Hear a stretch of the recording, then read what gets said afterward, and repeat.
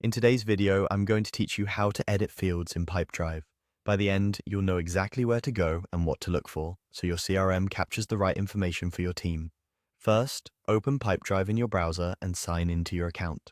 Make sure you're using a profile with the right permissions, because editing fields is typically limited to admins or users with elevated access. If your interface looks a little different from mine, don't worry. Pipedrive's layout can vary by plan or recent updates, but the path is the same. Once you're in, head to Company Settings. You'll usually find this from the main menu or the account area in the top corner. Company Settings is the control center for account-wide configuration, and this is where you manage how data is structured across deals, people, organizations, products, and activities. If you don't see it, check with an admin to confirm your access rights.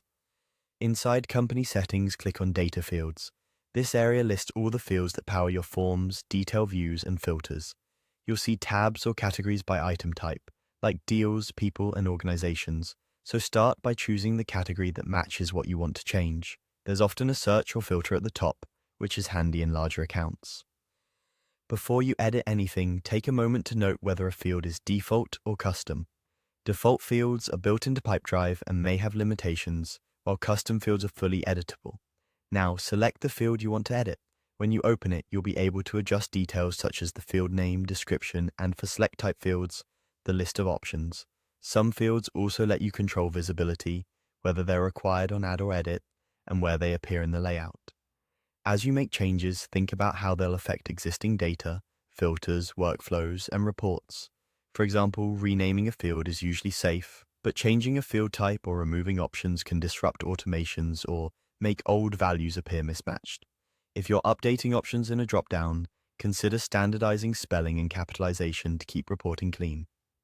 Pipedrive may autosave your changes or prompt you to save. Either way, review the preview and confirm. It's a good idea to test your edits by opening a sample deal or contact to see how the field looks in context.